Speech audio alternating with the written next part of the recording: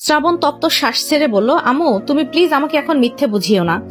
আমি বাড়িতে নেই কয়টা দিন হয়েছে, এর মাঝে আমাকে না জানিয়ে এরকম একটা সিদ্ধান্ত নিলে কিভাবে? তোমরা জানো না আমার ওকে পছন্দ না, তাহলে কেন এটা করতে চাইছো? তৌকির চৌধুরী বললেন, শ্রাবণ আমরা সিদ্ধান্ত নেইনি এখনো, শুধু ভেবে রেখেছি। শ্রাবণ উত্তরে বলল, আমি না এলে তো মনে হয় তোমরা সিদ্ধান্তটাও নিয়ে নিতে। সাবিয়া চৌধুরী নরম কণ্ঠে বললেন, তুমি যা চাও তাই হবে, এবার শান্ত হও। আর কাব্য কোথায়, তোমরা কি চলে এসেছো? শ্রাবণ কোনোটারই উত্তর দিল না, রাগে শুধু বড় বড় শ্বাস ছাড়ছে। তৌকির চৌধুরী সাবিহা চৌধুরীকে চুপ থাকতে বললেন। তৌকির চৌধুরী আগেই বলেছিলেন ছেলে এইরকম সিদ্ধান্তে কখনোই মত দেবে না। ও আগে থেকে রিয়াকে পছন্দ করে না, আর বিয়ে তো দূরেই থাক। শ্রাবণ কড়া গলায় বলল, যদি এরপরে তোমরা এরকম কোনো কিছু করো তাহলে এই বাড়িতেই আসবো না, তখন ভুলে যাব আমি তোমাদের ছেলে ছিলাম। কথাটা শেষ করে হনহন করে চলে গেল। তৌকির চৌধুরী একটু রেগে গিয়েই সাবিয়া চৌধুরীকে বললেন, হয়েছে এবার শান্তি? কি বলে গেল শুনেছো ছেলে? আমি পই পই করে বলেছিলাম ছেলের মতের বিরুদ্ধে গিয়ে কিছু ভেবো না, এবার থাকো। এদিকে শ্রাবণ সিঁড়ি বেয়ে নিচে নেমে এলো। রিয়া হাসি হাসি মুখে শ্রাবণের পথ আটকিয়ে দাঁড়ালো। শ্রাবণ চোখ বন্ধ করে তপ্ত শ্বাস ছেড়ে রিয়াকে পাশ কাটিয়ে চলে যেতে নিল, কিন্তু রিয়া যেতে দিল না। আবারও সামনে দাঁড়িয়ে বলল, ভাইয়া কোথায় যাচ্ছ? শ্রাবণ উত্তরে বলল, জাহান্নামে যাচ্ছি, যাবি? রিয়া মুস্কি হেসে বলল, তোমার সাথে জাহান্নামে কেন, আকাশ পাতাল সব জায়গাতেই যেতে পারবো। শ্রাবণ দাঁত চেপে বলল, তোকে শেষবারের মতো বলে যাচ্ছি, এইরকম ঢং আমার সামনে আর দেখাবি না, না হলে আমি কি করতে পারি তা তোর অজানা নয়। শ্রাবণ কথাটা বলে রিয়াকে পাশ কাটিয়ে চলে যায়। রিয়া শ্রাবণের পিছু পিছু চলে আসে বাইরে। শ্রাবণকে ধরার আগেই সে গাড়িতে উঠে চলে যায়।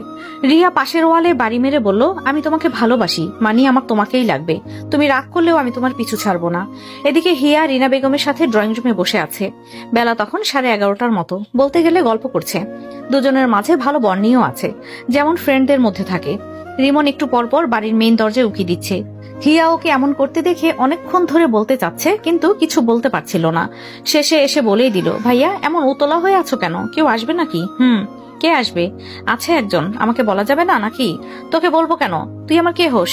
হিয়া রেগে গিয়ে রিনা বেগমকে বলল, খালামণি তোমার ছেলে দেখো কি বলে, ভালো কথা জিজ্ঞাসা করলো এমন করে। রিনা বেগম ছেলেকে ধমক দিলেন, এই তুই ওর সাথে এমন করিস কেন?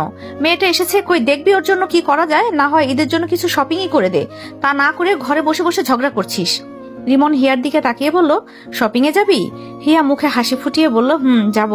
রিমন হেসে বলল, ঠিক আছে, সন্ধ্যার পর নিয়ে যাব। সত্যি? এর মিনিট 15 পরে শ্রাবণের গাড়িটা রিমনের বাড়িতে এসে থামলো। রিমন শ্রাবণকে ভেতরে আনলো। রিনা বেগম উঠে দাঁড়িয়ে শ্রাবণের সাথে কথা বললেন। হিয়া তো এই মুহূর্তে শ্রাবণকে দেখে শকড, গলা দিয়ে আওয়াজই বের হচ্ছে না। মনে মনে কি যে খুশি বলার বাইরে। শ্রাবণ যখন ওর অনুপস্থিতি টের পেয়ে চলে এসেছে, এর মানে সত্যিকারই ভালোবাসে। হিয়ার খুব খুশি লাগছে, তবে প্রকাশ করলো না। শ্রাবণকে ওদের সাথে কথা বলতে দেখে মুস্কি হেসে উঠল, যা শ্রাবণের চোখের আড়াল হলো না। রিনা বেগম শ্রাবণকে মস্করা করে বললেন, হঠাৎ বড়লোক মানুষের আগমন? শ্রাবণ হেসে বলল, আন্টির যে কথা, আমার যে আপনারা কি কোনো অংশে কম নাকি? আর আমাকে কি পর মনে করেন? না বাবা, পর কেন মনে করব, তুমিও আমার ছেলের মতোই, বসো বসো। শ্রাবণ হিয়ার দিকে তাকিয়ে বাঁকা হেসে চোখ মারলো। হিয়া যেন ধ্যান থেকে বের হলো, সাথে সাথে রিমনের দিকে তাকালো। শ্রাবণ রিমনের মাকে হিয়াকে দেখিয়ে বলল, আন্টি এই মেয়েকে? ও আমার বোনের মেয়ে। শ্রাবণ রিমনের সাথে টুকটাক কথা বলতে শুরু করলো। রিনা বেগম বললেন, তাহলে তোমরা কথা বলো, আমি ভেতরে যাচ্ছি। রিনা বেগমের সাথে হিয়াও চলে যেতে নিল। রিমন ওকে ডেকে বলল, হিয়া তুই থাক না, আমাদের সাথে কথা বল। হিয়া জোরপূর্বক একটু দূরেই দাঁড়িয়ে রইল। শ্রাবণ উঠে দাঁড়িয়ে হিয়ার দিকে এগিয়ে এলো। হিয়া অন্যদিকে তাকিয়ে রইল। শ্রাবণ হিয়ার মুখ পানে তাকিয়ে বাঁকা হেসে বলল, এত সাহস কোথায় থেকে পেলে বউজান? হিয়া আমতা আমতা করে বলল, কি সাহস, কিসের সাহস? এই যে জামাইকে না জানিয়ে এখানে চলে এলে, আমি অনুমতি দিয়েছিলাম কি? মানে কি সব ফালতু কথা বলছেন?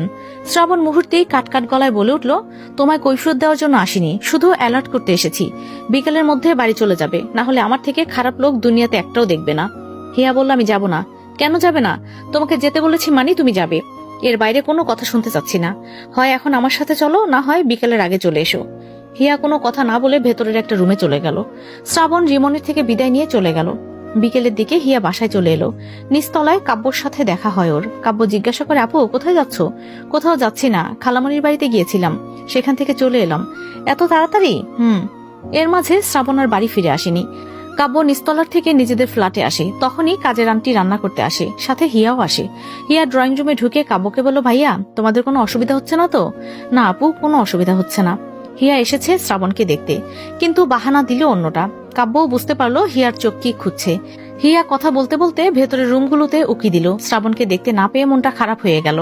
কাব্য ফোন আনার বাহানা দিয়ে রুমে এসে শ্রাবণকে কল দিল। হ্যালো ভাইয়া, সন্ধ্যায় কি খাবে? আন্টি জিজ্ঞাসা করছে।